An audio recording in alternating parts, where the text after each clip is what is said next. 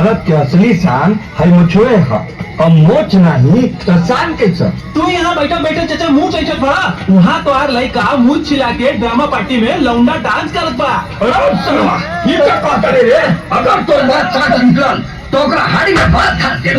जैसे